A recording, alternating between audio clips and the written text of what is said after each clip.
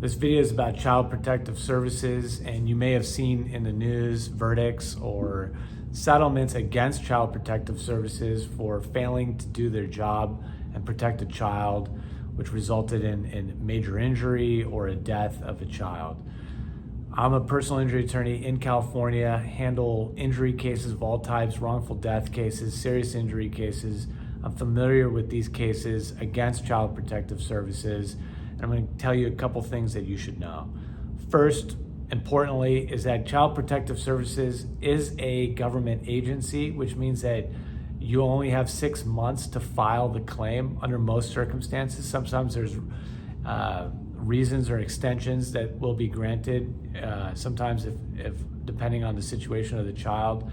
However, you don't want to rely on any extensions. If you can, you want to file the government claim within 6 months. You want to act quickly so that way you remove any argument that Child Protective Services or the government agency has to not allow you to bring your claim. Another important thing is that you want to document as much as you can what happened, get as much evidence, witnesses. There's obviously most likely going to be medical records. And you want to have the police involved and try to get access to whatever police investigation, because if there is some sort of child neglect or injury to the child, oftentimes the police will investigate. Child Protective Services is supposed to investigate things, not just whether the child was neglected, but physical abuse or failure to provide like medical treatment for a child, dehydration, malnutrition, or abuse through the way that they're treating the child. If there are physical signs of abuse like bruising or burns or other things, you want to make sure that's documented.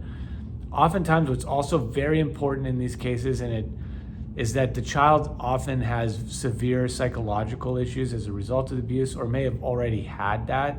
So you want to make sure that you get on your team a psychologist and psychiatrist that's trained and equipped to care for a child that's been neglected or maybe had some pre-existing issues.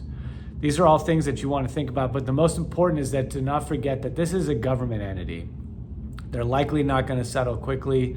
They are going to fight, and you want to make sure that you don't blow any deadlines. And that 6-month deadline is one that I see often where people don't get an attorney involved soon enough, or they don't get the right attorney involved soon enough.